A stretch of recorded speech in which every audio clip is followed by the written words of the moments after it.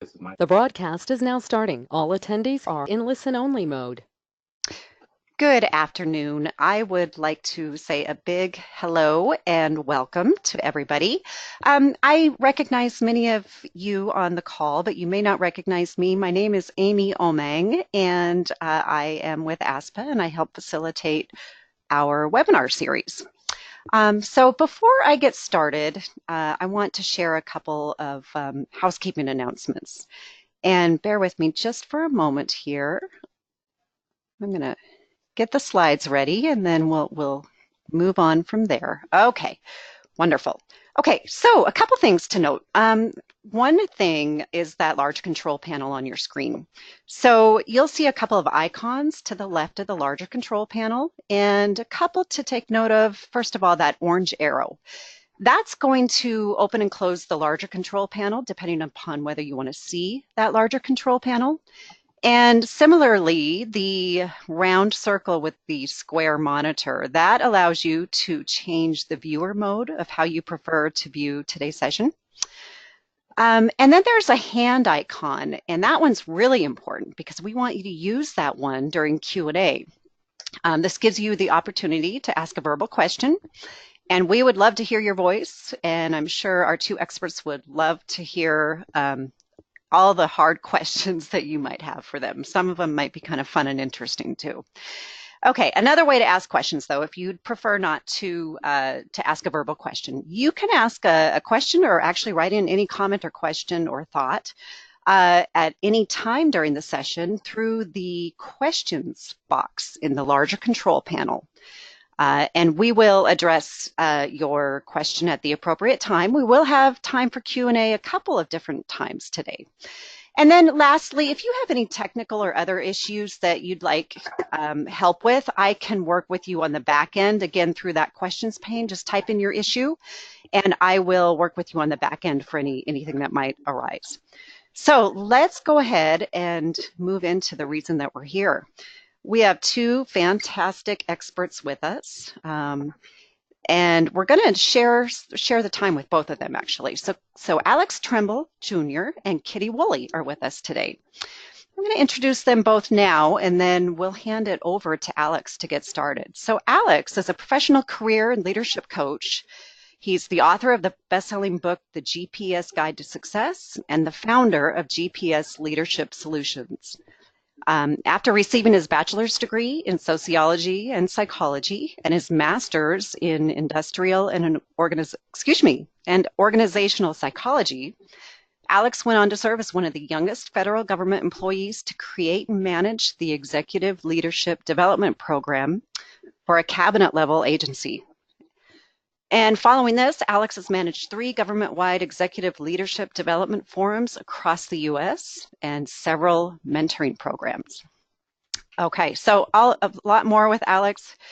He also has, I believe, a book that he will speak to at least a little later. And Kitty Wooley has spent 19 years at the U.S. Department of Education, retiring in 2013. Her first position in government involved transitioning from college financial aid director to federal institution review specialist. And initially, she was part of a great San Francisco team that examined financial aid operations in 4 different states, ensuring that billions of dollars intended to help students pay for college were doing just that. Tough, yeah.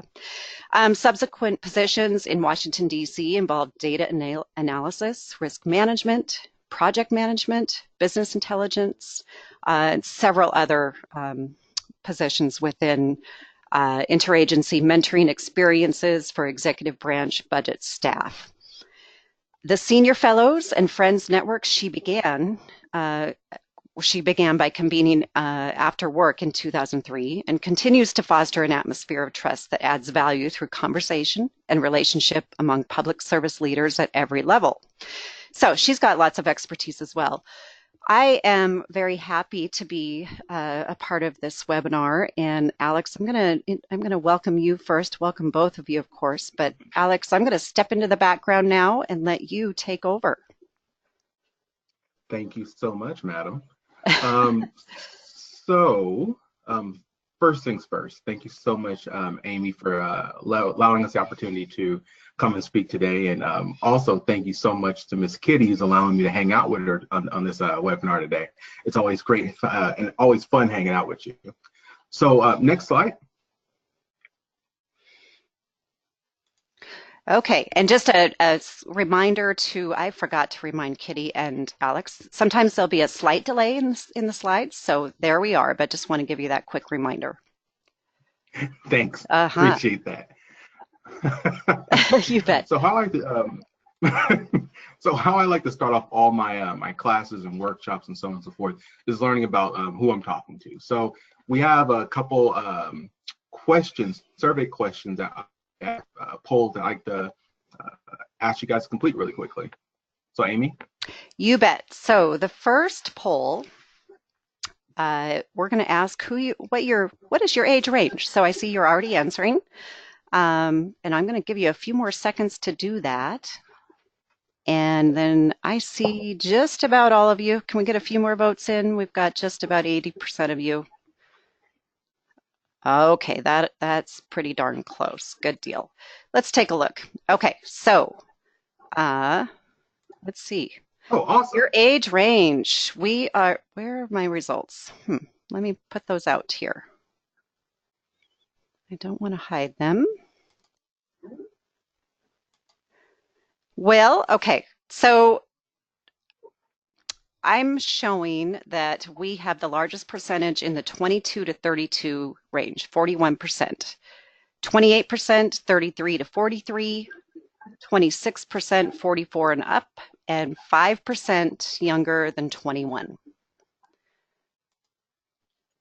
Thank you. You bet. Let's go to the next one. Okay, what are your thoughts about networking? So you see the options there. And so if I'm going to give you about, again, see if we can give you about 10 seconds to register your vote. And just can we get a few more in? We've got about 80%. There we go. All right, I'm going to close that out. Alex, it looks like the largest percentage here, 35%, they like to network. They do it fairly often. 33%, they like networking, but they're busy. 30%, not so fond of networking, but they do it because they have to. 3% do not like it and do not do it. Okay. All right, let's get the next, we're going to get the next set of data here. And let's see, I want to see what you think about this. Do you consider yourself hardworking? Okay. We got people. Answer truthfully. Yes, right. We need honest answers. We can't see who answers what, so it's anonymous. All right, I'm going to go ahead and close that out as well. And we're seeing 95% say yes, so we have a few, 5% saying no. And, thank you, 5%. Okay, let's go to this next one. Are you currently in the job that you want to I'm sorry, I'm looking at the... Retiring. There we go, that you want to retire in. Okay. We have just about the entire population registering their vote here. So I'm going to close it out. 82% say no, 10% say yes, and 8% they're unsure. This is great. Okay. Thank you. You bet. Let's go to this next one. One moment. Okay, so for those of you that say that you're not in the job that you want to retire in, do you have a plan to get there? And of course, I won't see as many population here, but I will see we're just about there. Okay, so I'm going to close that out. It's about, okay, 60% say yes and 40% say no. Awesome. Okay. So. And we have one more. Oh no, I'm sorry. That's it for you, Alex. We are there. Okay. All right. Awesome. So that's great information for me, and I greatly appreciate you guys taking time to complete that survey. Couple things right off the top. One, age range. I am 32. Go 32-year people, because we won. We're the most on this call. So it's awesome. I have to give myself a pat on the back as much as I can. Second is, I'm glad people who understand they're not in the job they want to be in right now, and then already have a plan. That is phenomenal. That's great. You're actually ahead of the curve, because most people don't really do that great of planning out their career. They'll plan everything. They'll plan a vacation before they plan out their career. So it's really great that you're already doing that. And those who haven't developed a plan, this is an opportunity for you to learn how to develop that plan to keep you moving forward. Now, I'll be honest with you. I work with leaders all the time. Some leaders who have just by chance gotten into the field they're in, the senior level they're in, just by chance, by random luck.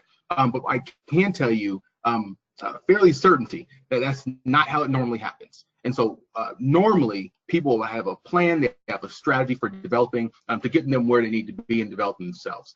So we're going to talk about that today. And then people who are in their job they like to retire in right now, that's awesome as well.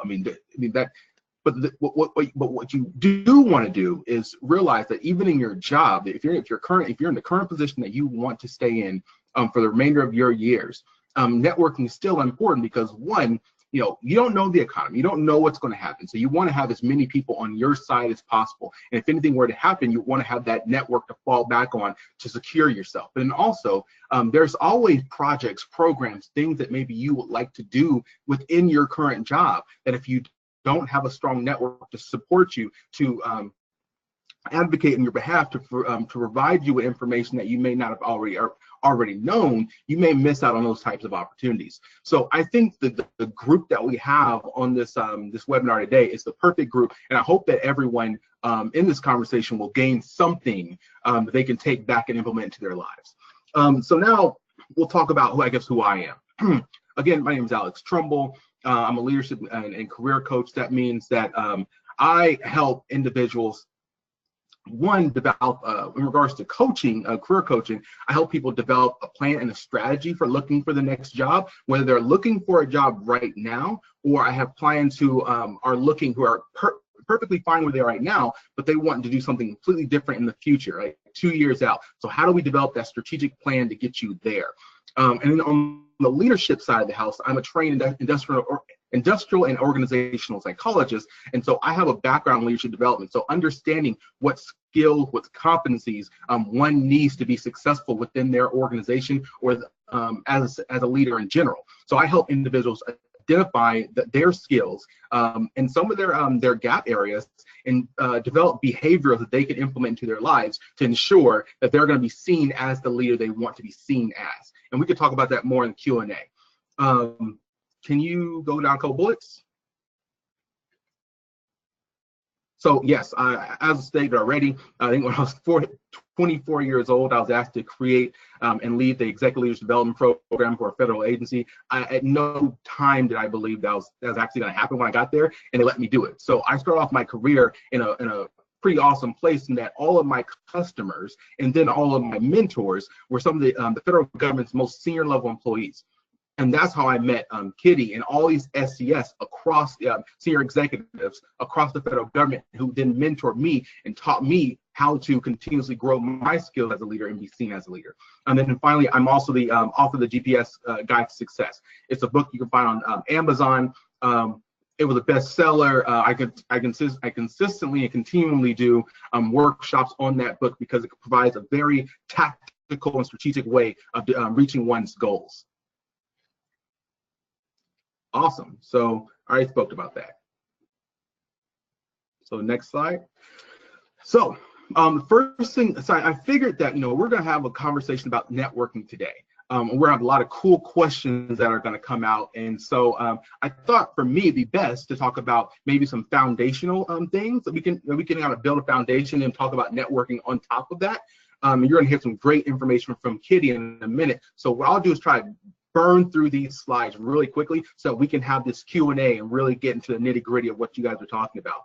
So GPS Guide to Success and GPS Leadership Solutions, which is my organization's name, is based on the premise of I think there's three things you need to do in order to be successful.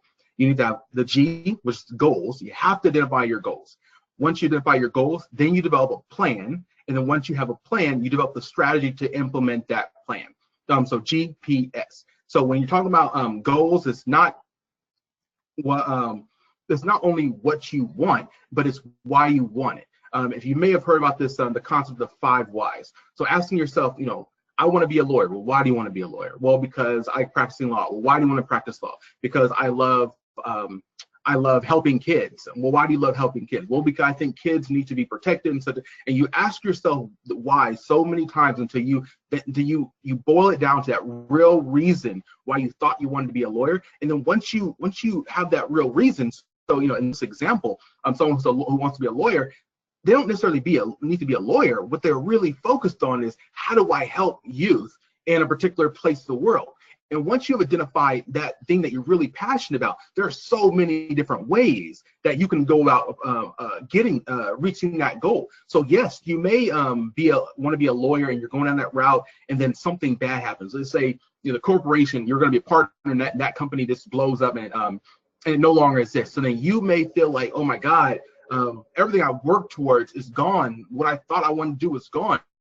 Well, if you understand what your true passion is, which is not being a lawyer, but really focused on helping the kids in this particular country to make sure they're safe, then you can say, okay, great, this is one path that's now gone, but I can achieve that goal many different ways. So it allows you to be more flexible and adaptive and more resilient when things happen to you, when challenges occur in life, and challenges will occur in life. The second thing you want to do is develop a plan. Everyone talks about, this is very simple. You want to plan a plan that's specific, that's smart. We're going to talk about a plan in a second, but you don't want something too complex. If something is complex, then it's easy to feel like it's overwhelming, and then it's easy to come up with an excuse for why you shouldn't do it, or why you can't do it, or why. So the next thing you do is develop a plan. We'll talk a little bit more about that plan in a second. And the last thing is S for strategies. And strategies is really focused on, who do I need to talk to? What organization do I tie myself to? What networking events do I need to be at?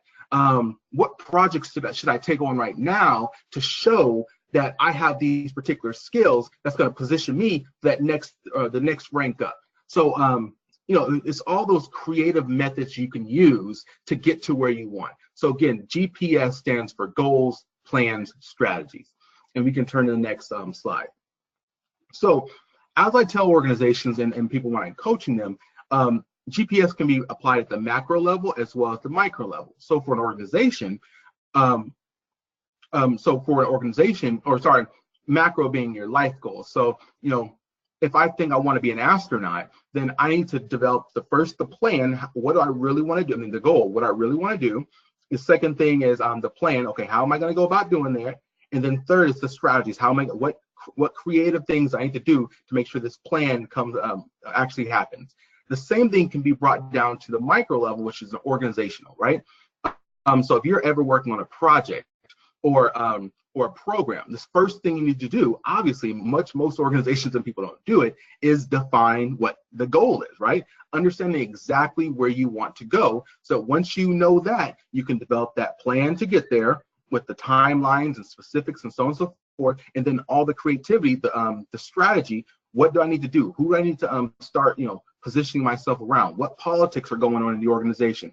Or what politics are going on that I need to be aware of to make sure I start influencing and positioning?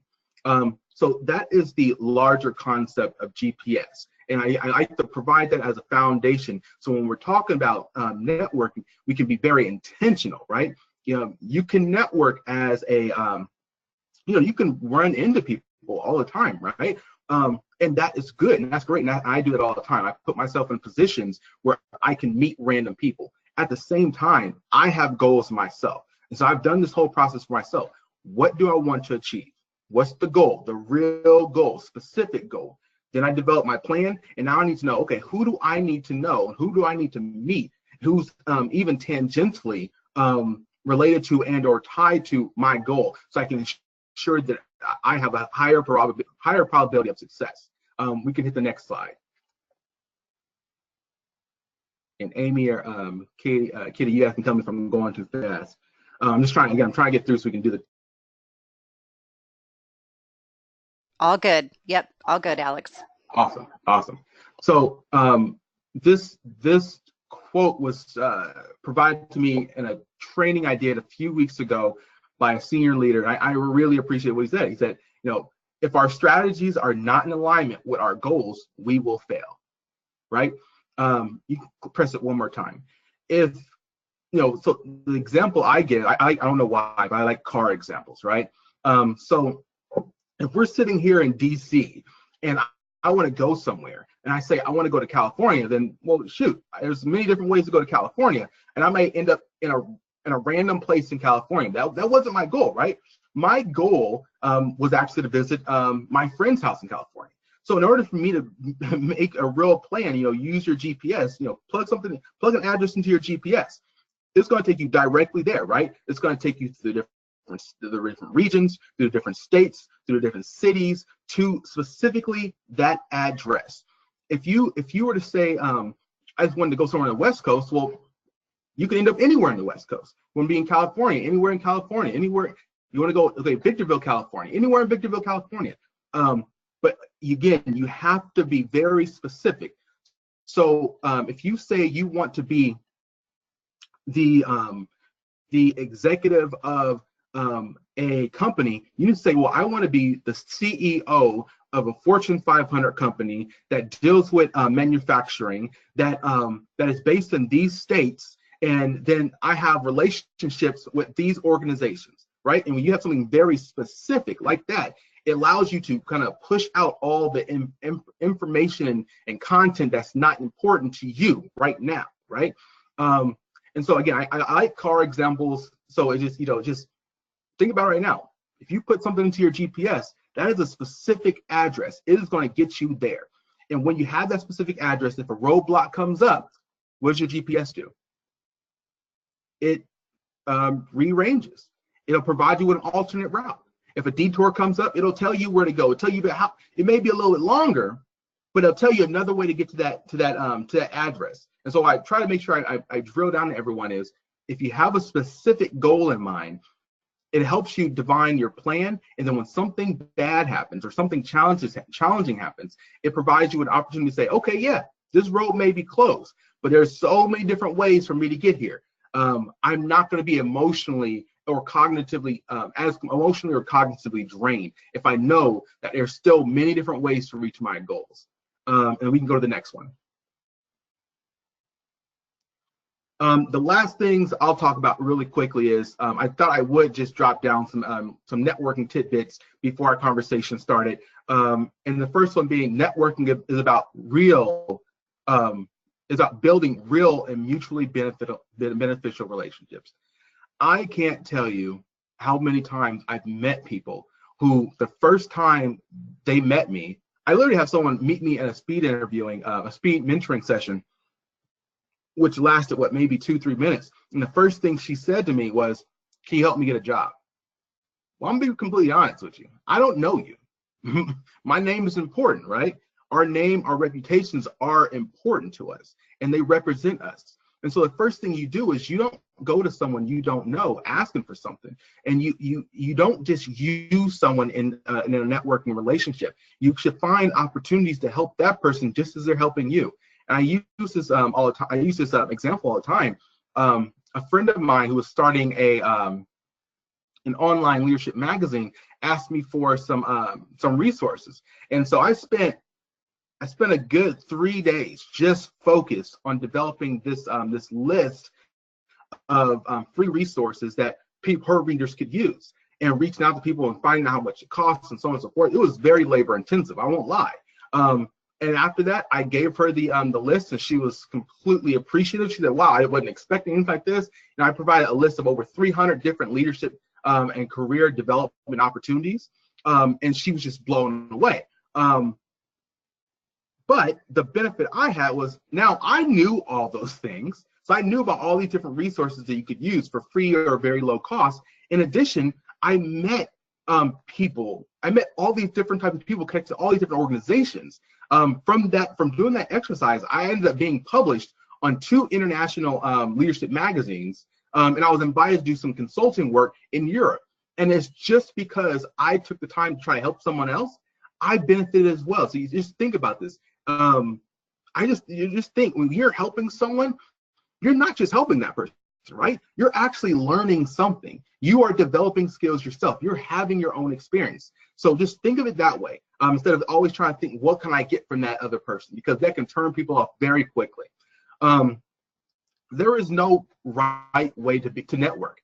I'll be honest with everyone right now. I am not the guy who goes to happy hours. I don't care for happy hours. I mean, those happy hours when you're going into a room and everyone's rubbing shoulders and shaking your hand. They talk to them for 2 minutes and they walk away to get someone else's card. I'm not that guy. I understand that, yes, there are situations where I need to be there and I'll show my face, but that's not what makes me feel comfortable. For me, I enjoy networking at book talks or discussions on particular topics. I remember a few years ago, I went to a talk that one of the undersecretaries of the Army was giving. And there was a small room where individuals focused on a particular topic, and we just had some small conversation. And that's how I met a few people that I've been connected to ever since. So, you don't need to be, just because someone else networks a particular way does not mean that you need to do that same thing. You need to assess yourself and see how is it best that how can I put myself in a position so I can be as successful as possible. And we could talk more about that in the Q&A section if you guys would like. Next one is networking should be intentional and unintentional. So again, what I spoke about yesterday, I've honestly met pretty influential people, executives and so on and so forth, while I was in the gym or in the changing room or getting changed. I noticed that person had a biker backpack on. Like, I was like, oh, so that's a biker backpack just for your ergonomically, right? And he's like, oh yeah. And we started talking about it. And I mentioned how I just learned that bikers have those clicks on their on the bottom of their shoe, and they click it in to make sure their foot don't fly off, right? But I just learned recently that when you first start doing that, that normally most bikers actually fall because they go to get off their bike and they forget because they're just now getting used to those clicks, those locks on their feet, and that they fall over. And because I had that random information, I started building a relationship with this top level executive just because I had something to talk about. So that gets on something that I didn't mention here, but always be looking to learn. What seems like random information and useless, quote unquote, information, I promise you is not going to be useless. At some point in your life, the information you have, you will use it at some point and find ways to use it. If you see someone who's interested in The Hobbit and you know something about The Hobbit, that's a conversation starter. That's a relationship starter. That is emotional, right? It's not just talking about the job, but it's talking about something that other person cared about. So they're more likely to remember you and think highly of you when you go when you try to reach back out to them or so on and so forth. Next one is, if you have waited until you need a network to start networking, you've started too late. So again, with my clients, when I'm working on leadership development and coaching, career coaching, a lot of people like to wait until they've been doing, they've been looking for a job forever, and they now they need a coach, or they've just had it with their boss. I'm going to quit next week. I need a coach to help me find a job or help me develop a strategy, or I've been floundering around for too long, not really looking for a leadership development, leadership position, and they wait till last minute to start developing that network. That is the wrong way to do it, because when you're in a position where you have to network and you have to find a job, you can come off as if you just want to use someone, because it's easy if you're coming off always looking for a job, looking for a gig. People are like, they're kind of, they may be a little hands off because, again, they don't know you. So you don't want to wait till you need a relationship to start building a relationship. So what I would suggest is, this is why I work with my clients, is how do we build up that plan years in advance when possible? And then who do you need to start knowing now? So when the opportunity arises, you have those relationships already built strong, and you can walk in that person's office and have a great conversation without them thinking that you're just trying to use them. Last 2 bullets is, we should develop a communication strategy for ourselves. Again, I am Alex Tremble. I'm Alex Tremble. I'm an executive leadership development coach.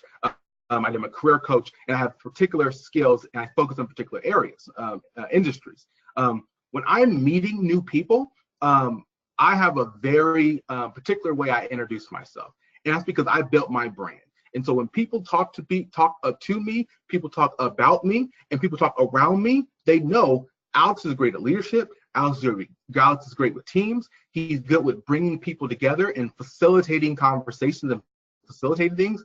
That is my brand. And so if you're going to be networking, how do you build your brand so when people meet you, automatically they know what you're about and they know how to then fit you in the rest of their life and in their network. And the last one is treat connections the same way you would treat a new friend or coworker. Again, I already hinted towards this, but I can't tell you enough. Would you go to a new friend or a new coworker and right off the top and say, hey, can I have 20 bucks? No. You wouldn't just ask somebody, some random person you just met, for anything. Would you ask them for a job? Hey, can I get a promotion? You would. That's not realistic. But for some reason, people think that it's kind of okay in the networking realm. And again, think of it the same way. If someone random walked up to you and asked you for a job, what would you think? Do you know that person? Do you know they're going to pay you back if you give them 20 bucks? You don't know anything. So you need to take the time to, again, build and strengthen those relationships. So when the time does come for you to ask them for something, they're more willing to do it, and they're not so much on guard because they don't know you. They know you. At that point, they know who you are. They know your values. They know whether they can trust you or not trust you, and so on and so forth. And then we can hit I think the next slide. Awesome. So this is like the second last slide. I like to leave everyone with this quote. I love this quote. People may not remember exactly what you did or what you said, but they will always remember how you made them feel. Maya Angelou. This quote has always stuck with me because I can't tell you how many times I'm not great with names. I'm not. And there's a lot of people who aren't great at names. There are people who are great at names that they just didn't remember you. But if you had a good, strong first initial impression with them, you made them laugh, you made them think about their childhood or what they enjoyed doing and so on and so forth, they're going to retain that feeling of, I enjoyed that conversation.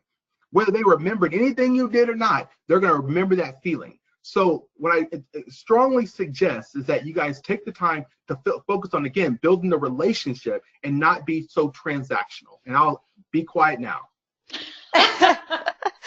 Alex, thank you. And I'm going to jump in just for a second to say, I think we're going to let Kitty go right into it, and then we will have time for questions at the end. So Kitty, I'm going to bring your slides up here.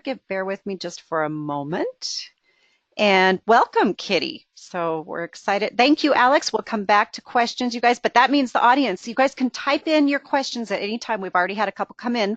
Type in your written comments or questions at any time, and we will have Q&A after Kitty talks and gives us some great information here.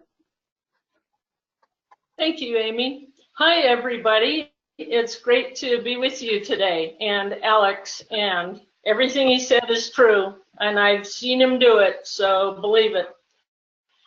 This is me. I think that's probably enough said. I am retired a few years ago to come back to Colorado and take care of my mother. And to my utter amazement, my professional network is growing at a faster rate than it was the last 3 years I retired. So I guess I'm still in the game. And since we all tend to live longer these days, that's a good thing. What I thought I would talk about was some assumptions that most of us are making and that I have made and have finally pretty much changed that really hang people up. And so we'll move into those pretty quickly. The Walt Kelly quote is really apt. It's usually, I find, me who shoots myself in the foot. It's not something somebody else is doing to me.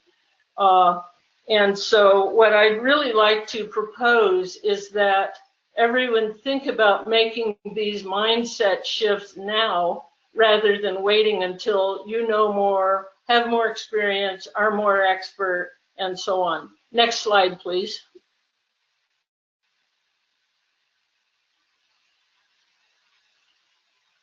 Okay, so we've got a poll here, and Amy will, I guess we'll put up that slide.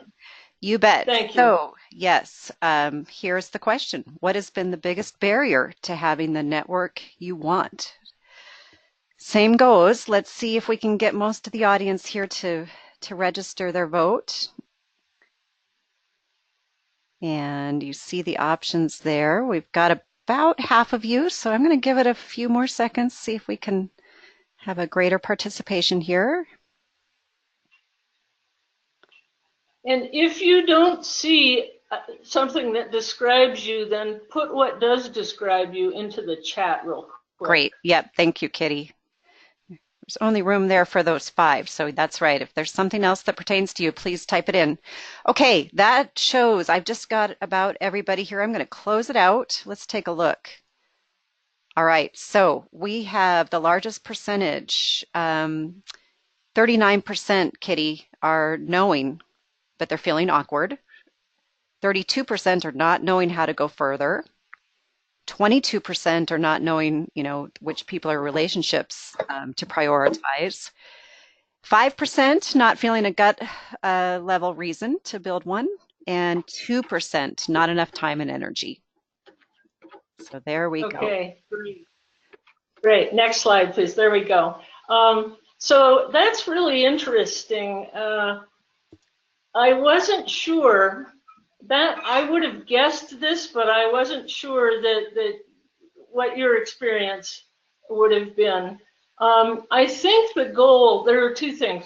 First of all, if you're in public service, or whether you're in the academy and you're doing public administration that is supporting public service and leading it theoretically, or whether you're in the trenches and you're working on a public service mission and you're doing it on behalf of 318 million other people in the country, you have a mission.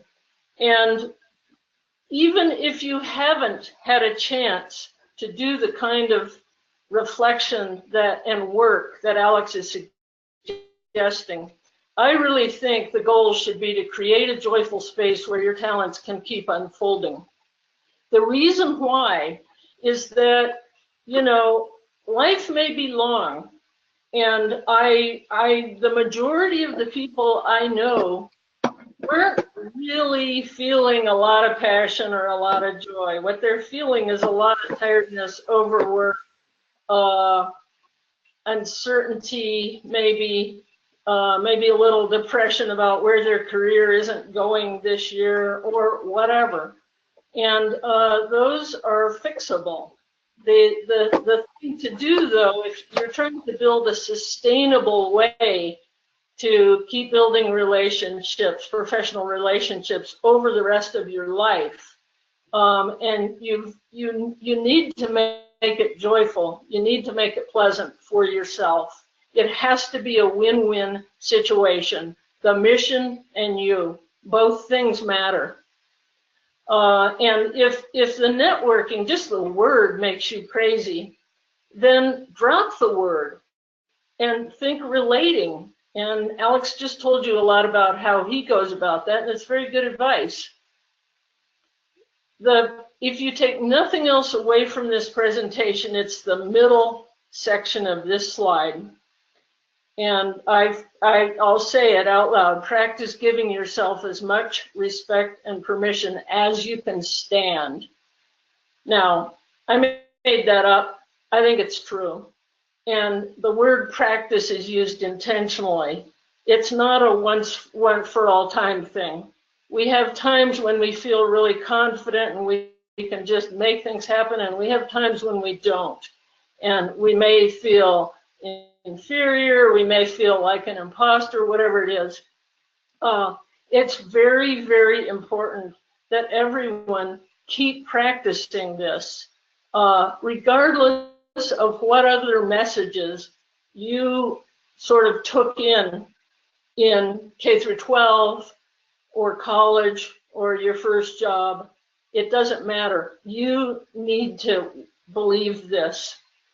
The reason why is those two things are fundamental to your humanity, and they are not rewards. They are a baseline. And if, as you start to believe that, or some days act as though you believe it for 15 minutes until you get an email sent or whatever, you will find out that you get better results. And age has nothing to do with legitimacy. I've had a number of young feds, especially over the last few years, tell me that, well, I need to do this and then I'll feel like I have legitimacy and then I can do that. No, you have legitimacy because you're breathing and you're a grown-up and you can act and you should act. The things at the bottom are useful to keep in mind. As Alex said, and I've had the same experience, some connections are sort of random. I tend to be sort of opportunistic about if I see something, I go, oh, I want more of that, or I want to have more of that in the events I produce, then I may make a point of meeting somebody who I really hadn't planned to meet. And those aren't really preparedness things. Those are just making a leap and seeing if they'll talk back. And oftentimes, more often than not, if you approach someone sincerely, people will talk back. The pairing of sincerity and discernment is sort of a reminder to me. My sort of spirit animal over the past 50 years has been a yellow Labrador puppy that wags a lot and licks everybody to death. And that's sincere behavior, but it isn't always effective. When you pair that with discernment, a sort of sifting, what's really going on here? Is this in line with the direction I'm going and with who I am? Then that helps you sort of find a middle way for yourself. The reason I included defensiveness or arrogance is what happens a lot of times. I've met a lot of people who they really know things. They've done a lot of work and they really know things. But because they're feeling a little insecure at the moment or whatever, they come off as sort of too strong. They may be defensive or they may just be feeling really arrogant. And that's another one of those things that, like asking for a job when you don't know someone, that may sort of turn people off. So what you want is that middle way, I think, that involves being very sincere and also not backing off who you are. And I've seen this several times lately in a 30-something, 25-something-year-old body, and it is very attractive. So you don't apologize for who you are who you are, you have what you have, but you also don't sling a lot of attitude. Okay, next slide, please, Amy. So the first shift is sort of a global one. In terms of the makeup of your network, I think the assumption among a lot of people I've met is that, they start with their friends because it's easy. And that's great. But in terms of innovation potential, for instance, that's a little less useful because a lot of people are running in the same circles and sort of thinking more along the same lines. So you want something that's broad and broader than your discipline. You don't have to, you can cultivate the people in your discipline more, or more this year, or more until you get your dissertation written, or more until you move to NOAA from HHS or state government to local government, but you want to have sort of a broader network because it's fizzier, and you want people at different levels. So you don't want everybody that's in your same shoes. And the thing about weak ties and strong ties is you only have so much energy, so much time. So your head's going to explode if you try to really relate deeply to everybody in your network. That's especially true of me. I'm an introvert. My energy is introverted. So what you have to do, though, is if you want to go back and tap one of those weak ties that you haven't talked to for a long time, you have to kind of warm them up. You don't just make an ask. And if you want to push back, you can do that in the Q&A. I think I've pretty much covered the 3 reasons why this is true. The one other thing I would say is Rob Cross at Babson University is doing a lot of work on collaborative overload. You can overdo it and just make yourself tired and crazy. And Rob is doing some very good work in that area. Okay, shift 2, please.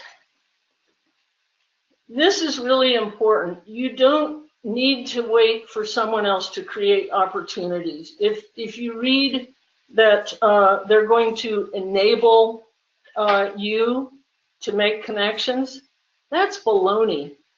Now, you may, if you're at an impasse or you would just like to not have to do all the work today or this month, you can go to a networking opportunity, but you at the end of the day, you empower yourself to reach out to people and make connections. It's too limiting to wait for someone else to do it. So, and I think that's probably enough to say about that. There are just too many blog posts and some sort of surprising messages being put out there by good government organizations about how they're going to empower executives or empower, other people to make connections. You make your own connections. That way also you choose which connections you make. And we can talk more about that in the Q&A if you want to. Next slide, please. This, I think, is really critical, and except for giving yourself respect and permission, this is huge. That's why I said it twice. Every single one of us puts words in that blank. And a lot of times they are preceded by just or just a. So I don't think he'll talk to me because I'm just a fill in the blank. You know what you say, you know what you've heard other people say, and you do not have to do this. And when you do this, you are limiting your possibilities and you're limiting the speed at which you can make progress. The worst thing somebody can say or do if you try to connect and they don't want to connect with you, and it will happen occasionally, they'll either ignore you or they'll say no. And your task then is to not take it personally and just move on, because most people want to talk about their work and they're curious, even if you're the Labrador puppy that's licking them to death and you haven't given them a reason except that you just really, really like them. They'll talk to you. Okay, next slide, please. This is where you can find me. Senior Fellows and Friends, if you fool around on that site, you'll see the event list and you'll see that some events are now being done on Zoom, so that potentially if you wanted to become part of that network by joining my email list and so that you get the invitations, you could show up. But also, if you want to talk to me, that's how to find me. And I invite you to do that. So Amy, I think we could move on to the Q&A at this point. Okay, fantastic. So we'll have Alex back with us as well. And we already have several questions in the queue. Just a reminder, you can type your question in and I'm going to get right to those. You can also hit that hand icon and I will unmute you and call you by first name. So let me get to one of the questions earlier from Peter. He says these strategies are all really great. He wonders, though, what networking strategies, I guess either one of you might have for people with minority identities that often don't have access to the same networking spaces that, and they have to deal with a higher rate of unconscious bias. Do you have strategies, I guess, based on race, sex, or gender identity? Can I go? You, please. Okay. So I would say twofold, right? Again, I think in a matrix, how every which way I can reach this goal, right? And so if I were a minority woman, right, I would say I would connect with every woman group I could, regardless of minority or not. I would connect with every minority group I could. I would connect with every woman minority group I could, and I would connect with any group I could that's tied to what I'm interested in. It seems ridiculous, but honestly, it's about it really is about probability, right? The more things you reach out to, the more opportunities you put out there for yourself, the higher okay. Yep, sorry. The higher chances of you being successful. And I would say, obviously I'm a minority myself, and I'll be completely honest. I know that I was let in the room a few times in my life because I was a minority. And yeah, I'm in the room, right? They opened the door a little bit, I kicked it open, and now I'm in charge. So I would take advantage of every opportunity. Yes, it may be harder, but look, you can push through it. I promise you, if you're asking that question, you're strong enough to push through it. Yeah. Great. Okay, Kitty, feel free to jump in, or else I'll go to the next question. Go ahead. Okay, great. Okay, so we have, someone who, so Jacqueline, as a new manager, 6 months in, she's asking, how do you recommend reaching out to other managers to network? Possibly some, she says, keywords or key phrases, or, but what would you recommend for reaching out for other managers? I would like to address that first. That's a really, really good question. And the reason why, Barry Oshry, O-S-H-R-Y, has done a lot of work on this, and his, it's the Power Lab and Cape Cod, a number of other things. And it focuses on when you're a top, middle, or bottom. And it doesn't mean like I'm a top because I'm an executive. I'm a top maybe at the moment because I'm an executive, but maybe in my in an association, maybe I'm a bottom. So it's sort of the headspace you inhabit when you're doing a certain thing. The problem with the middles, which is that manager, is that they've got stuff pulling them from up above and down below. And so what would make it work would be if everybody held hands across the middle and really got tight with other managers in the organization. The thing is, people are busy, and if they have some of those assumptions in their head, like I've been talking about, they may not go there. They may go this way instead and just say, I'm too tired to talk to those guys. I'm too busy. When what they really need to do is go have coffee with, you find people that just have a welcoming aspect. If you see them in the cafeteria and they're a manager or supervisor, reach out to them and just see if you can have coffee or lunch. They got to stop anyway to eat. See if you can eat together and sort of build that, because that's what will support you and you guys can help each other. I completely agree with what Kitty said, and I would say that one of the hallmarks of being an effective leader is relationships, right? And so regardless if you're a new manager, an old manager, exactly what Kitty said is having those coffees, having those lunches. That's really important because again, those are opportunities for you not only to learn, what the organization's like, what challenges they may go through, they may give you some advice and so on and so forth, but it provides you an opportunity to start building trust, right? Because there's going to something is going to happen at some point where they're going to need to rely on you or you're going to need to rely on them. And if you've already built that relationship with them, they can say, okay, well, I know Tanya has it, I can trust her, she'll get it done, or I know Jane, or so on and so forth. I would say that I've also dealt with people who say, well, I'm too busy, I don't have time to go have lunch. You know what? This is a part of your job. If you're in an organization, this is a part of your job. Having those relationships, having those, building that space where you guys can communicate with your colleagues, that's part of your job. It is a meeting. It is a meeting that you're having, and you're developing, you're now learning about what they're doing, what else is going on in the organization. Great, thank you. Okay, I'm going to go right to the next one. And this one is from Tiffany. And remember, much of our audience was over 30. So she is asking, what advice would you give a new professional who is starting over in their career in their mid-30s and feels that it might be too late to maximize networking and career growth? Yeah. Right? Okay.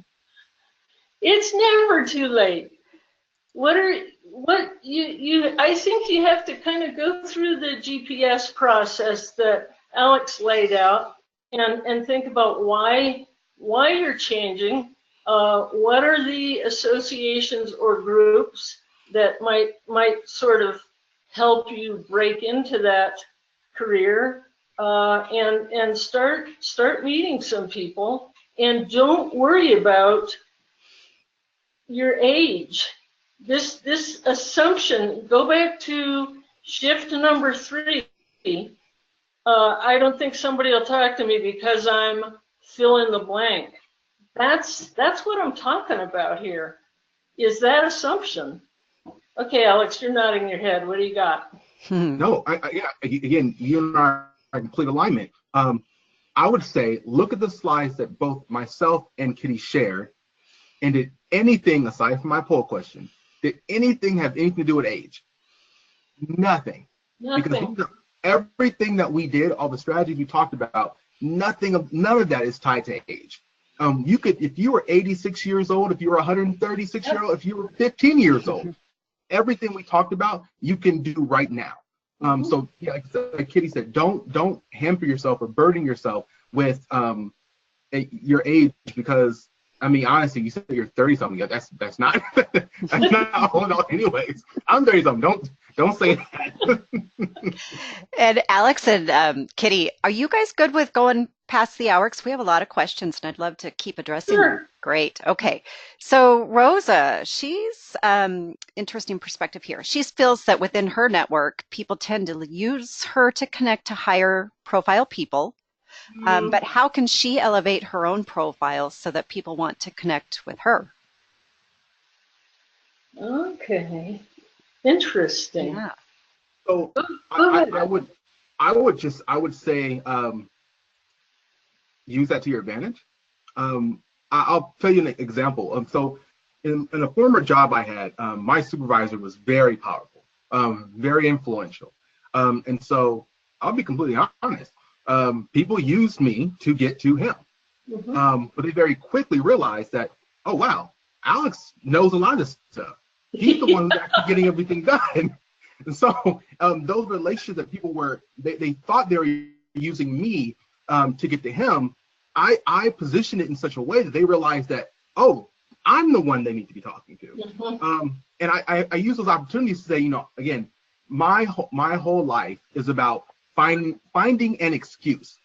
An excuse to meet with somebody, an excuse to take on a new project is an excuse. And so if that person wants to meet with someone else, you say, oh, great, let's talk about it. How about we go to lunch? Or how about we have a call really quick? Let's talk about. I need to learn more about you. What's going on? And then you talk on the phone like, oh wow, that's really interesting. I'm actually doing this, and that. Can we chat further more about this? It's all about positioning. Again, people are going to try to use you, but you have the skills to make sure you're still benefiting. So the other thing, Rosa, is it's interesting if a bunch of people are asking you, that says something about you. Whether or not you've branded yourself on the web, which I think is good advice. It means you're approachable.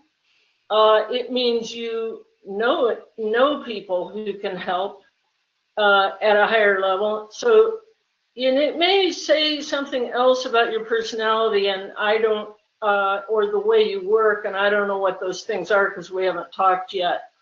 But so, in addition to what Alex is saying, you could also consider, should I be meeting myself with some of the people I'm connecting other people to? And in that case, that's when you don't say, well, I couldn't reach out to Jane Doe or Joe Rodriguez because I'm fill in the blank. You just say, hey, you know, I'd really like to find out a little more about your philosophy about work or leadership, or, you know, do some homework, think about it, figure out why you would want to talk to them. If they're at a level where they have a scheduler, you may be asked to give them some questions. Fine, give them some questions. Get the interview. It could be lunch or it could be 45 minutes in their office, and you start doing some of that, and then you get bigger, and you'll find that those other dynamics change. I'm asking this completely tangential to what we're talking about, but I think it's easy. It's if you think right now of something that happened to you that was bad in life, just something that was really you thought was horrible, it was bad, didn't help you out, so on and so forth. Think about then what preceded that. Think about what happened after that, where you are now. So something bad happened back then, but now you're in a better place, right? And so I take the belief that something positive can always come from something that can be perceived as negative. So whether it's people are quote unquote using you to get to someone else, this is an opportunity, like what Kitty was saying, this is an opportunity to learn about yourself. Obviously, people know me and they think I have these relationships, but then also use that to develop yourself. So just yeah. So I'll stop. Great advice. Great advice. I think this might be a common scenario. So I don't see a name here, but this is someone who goes to a lot of conferences and events for networking, meets a lot of people, but rarely moves forward to establish relationships. So he gives it, or she gives an example, but within the last, it sounds like about 6 months, they have over 50 business cards, but how can they reach out now to these individuals to establish a link? I thought of me. Go ahead, Alex. I'm laughing because I'm sort of in that situation right now, and I know what my answer is, but why don't you talk first? So I think a lot of people go through that. Yeah. I believe it is creating a system. You know, some people are really great at the follow-up and so on and so forth. And others who, like even myself, I'm not that great at it. So I have to develop a system for myself. And that system is when I collect a card, I go home, I put that, I always put that card immediately in my MailChimp. I'm not sure if you guys have heard anything like that. It's a distribution, email distribution tool. And then I try to put that phone number and contact information in my personal cell phone. So now I've logged that information. So if I lose the card, I'm good because it's in my phone and it's in my MailChimp. And then you can always send, at that point, you know, even if it's 6 months out, obviously you want to do it more than that, but even if it's 6 months out, you can just send a generalized email to everyone saying, hey, this is how I hope you're doing well. These are the things going on in my life. I hope that we can connect in the next couple weeks or so. And I'll tell you, I do that every so often. I have a list about a little over 2,000 people I reach out to, maybe on a quarterly or a little over a quarterly basis. And even though those 2,000 people, if I only get if 500 people read the email, then that's 500 people who now know what I'm doing. If 50 people reply, that's now 50 people who I've had it back and forth with. And if I only meet with 10 of those people in person, that's still 10 more people that I've now had a coffee with and made that relationship stronger. So think about the positives instead of the negatives and build a system to help you get that stuff done. Okay, now I'll tell you what I'm going to do. And I do something similar to what Alex does. If the people, in my case, it's emails that are extending invitations to events. And so I want to make really sure that those people want to get those invitations. So I do it a little differently. Now, here's the deal. I went to the Aspen National Conference in Denver in March, and I attended a panel session that a friend of mine was presenting at, and another guy there was a professor at CSU Long Beach in California. And I like him a lot, and I think eventually we will probably do an event on procurement that hopefully he will be part of a panel for. I dropped a few of the cards when I got back from that and found them recently and still haven't done anything with them. This guy I really want to relate to. I'd really like to have him in my network, and I think he felt the same way there. So what you do in that case, you go back to the relating, and you just say, and this is what I will do probably in the next week or so, you'll say, you know what, you can either say, I lost your card, or you can say, I didn't get right back to you after that session, but I really do want to continue the conversation. And you can propose something like a Google Hangout, a FaceTime call, or whatever. If you're in the same place, you can propose, how about I buy you coffee? And but reach out, because some people sort of hand out cards indiscriminately. You may not hear from them again, but a thing like this, I want to have this guy in my network, and it is going to happen, I think, based on who he was then, because I think he's still that guy. And if I'm being a human and I'm relating to someone, I can say, I'm sorry. I can say I made a mistake. I can say I didn't do this very skillfully. And so I'm being human. That will invite the humanity in that person to respond.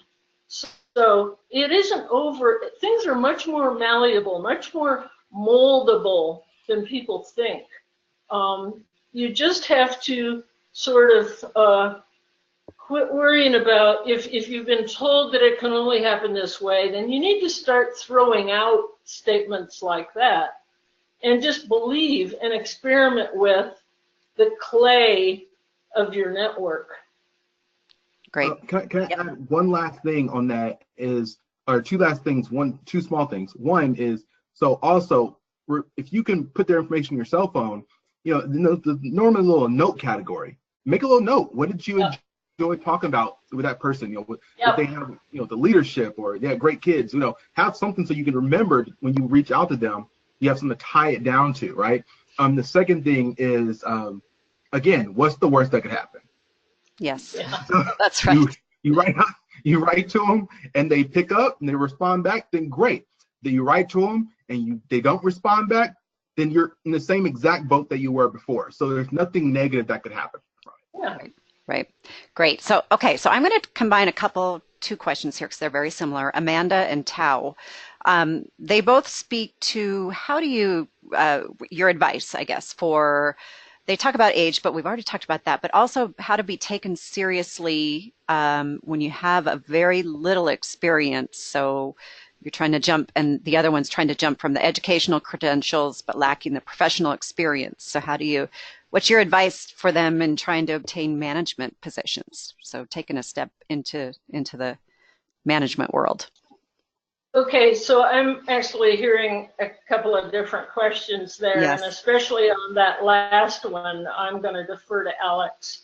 I've been looking at this for about 15 years because I ran into Steve Ressler, who started Young Government Leaders with his stepsister in 2003.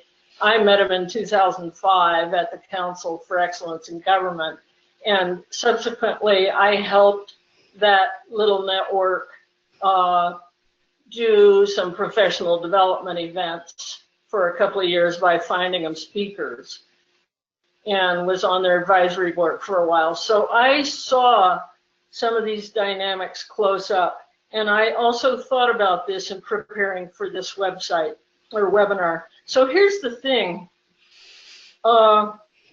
You have the experience you have. And sometimes it may be amazing experience. And sometimes you may not think it is. Where you win is if you can look someone straight in the eye and say, this is me, this is why I'd like to be part of this conversation, part of this organization, this is how I think I can help. The things that agencies, for example, are really looking for is people who pay attention, who have a pleasant demeanor, who show up, meaning if you show up at a meeting you're invited to, you really show up. You don't go to sleep. Your eyes don't glaze over. You pay attention and remember things. If there's a way you think you can help, you tell them. Or if you don't feel like you can tell them in the meeting, you tell them later. Stuff like that is gold, because most employees at most times are not showing up like that. So you bring your ability to show up, to relate to other people, to be open to new experience, to put yourself forward if they're looking for volunteers, or to say, you know, I did this thing, or maybe you don't say this, but you think it, depends on who you're with. You know, when I was 15, I organized a bunch of people at a high school to do this car wash, and we made $1,000 for charity. You know, that's leadership. So that was kind of my point about legitimacy earlier. You have it. It's just that you think you don't have enough. Every once in a while, someone on the other side of the conversation will think that you don't have that legitimacy, or you're just consider the source. If that person thinks like that, that is not the person you want to be talking to. There are other people in the organization that don't think like that realize what you're bringing to the table is gold. And all you have to do is do your homework and show up, and you will get more experience. Okay, Alex. No, yeah. So again, you're phenomenal as always, Miss Kitty. A few things I notated while you were talking.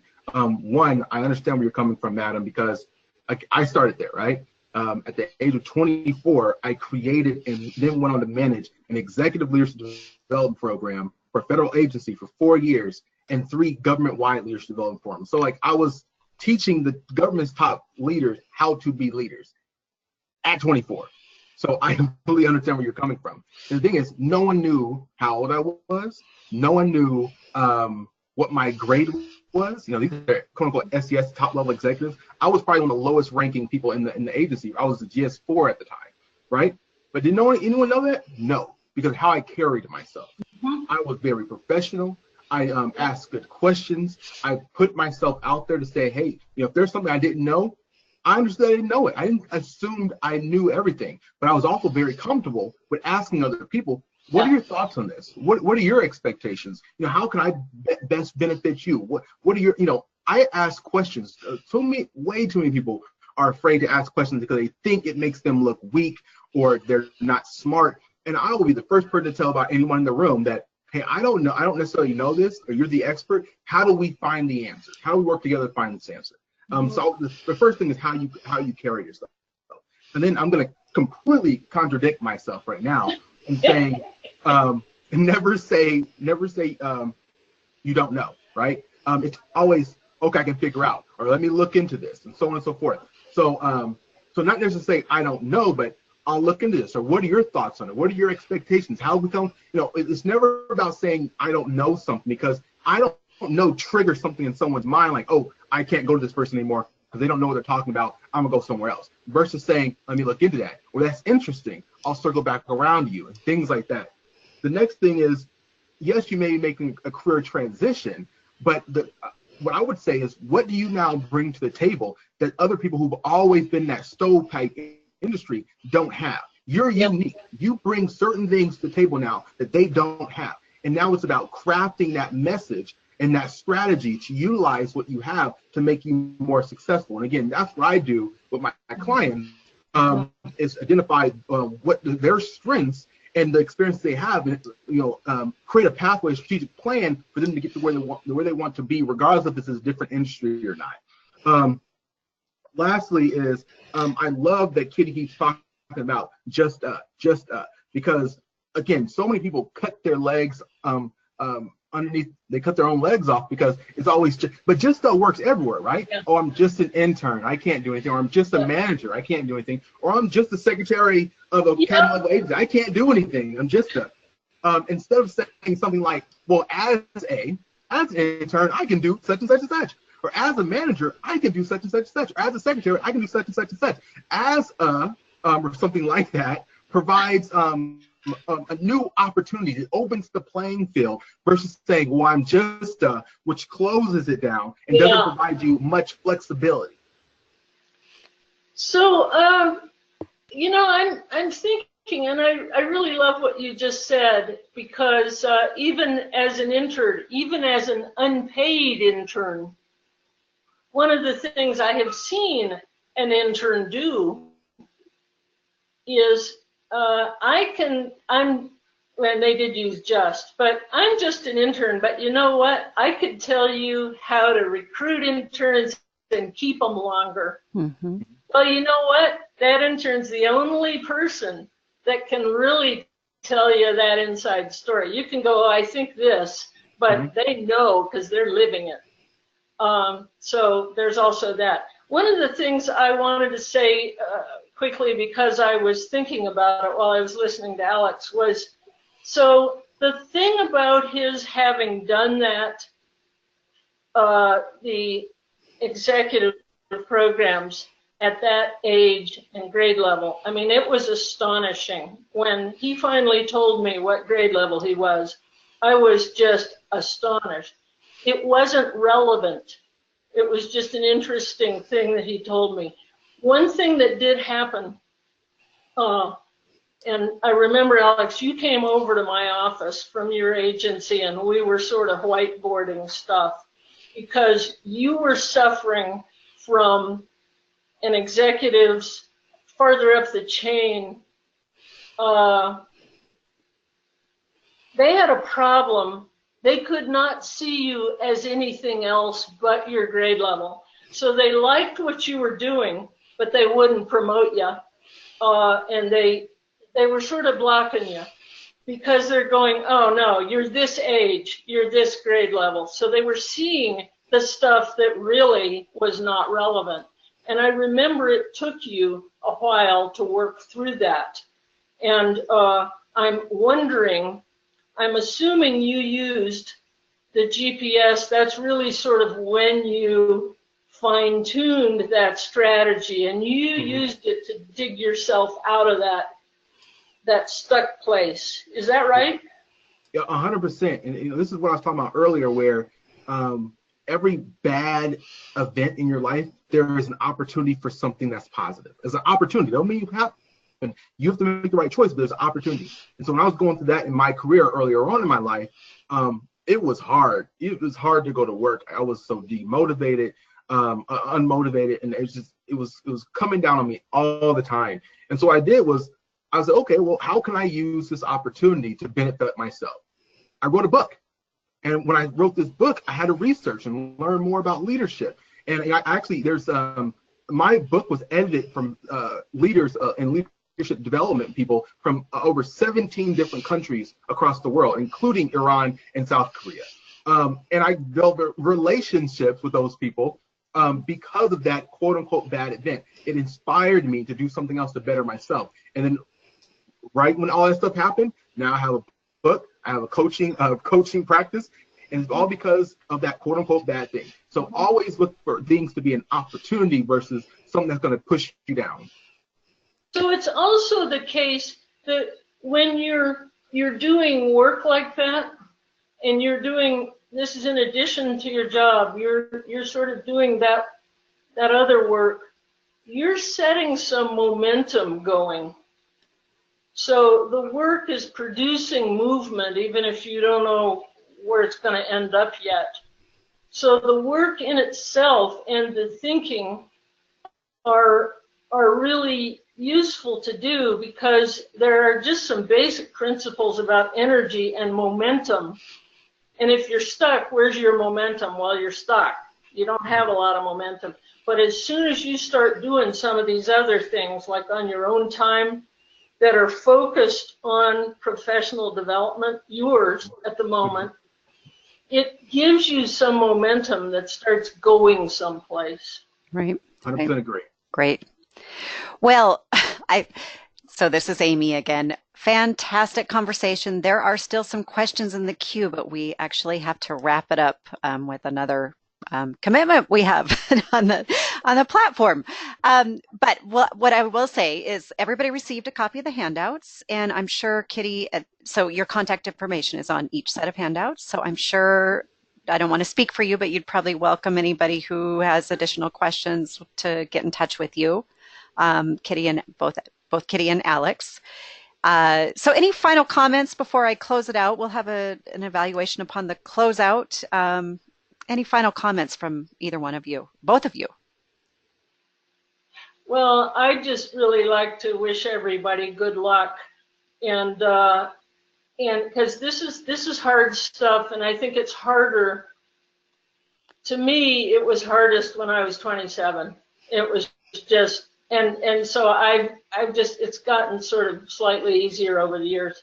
And I think I would be very willing, if you wanted to email both of us, we could continue this conversation if you want to do that. Otherwise, do what you please, but really good luck. Last thing I would say is that, I recently learned about the stock market and how if I had started investing in the stock market when I was, 15 years old or 24 years old, or just, a year before I did, I would actually have much more money in the bank than what I have now, right? And that's the same thing comes to us. You need to be investing in yourself now. Don't wait until you're older. Don't wait till you're more experienced. Invest in yourself now. And there's no excuse. Again, be strategic, build a plan, know where you're going, and again, feel free to reach out to both of us. We have our contact information on there. And again, happy to chat with you guys. Awesome. You guys are fantastic. Thank you both for sharing yourselves with this crowd and with us. Thank you to the audience for sharing your time, for the engagement. And we will have a recording, so feel free to contact me if you need any assistance with that. And I will say farewell and wish everybody well. Thanks again. Take care. Bye. Bye-bye.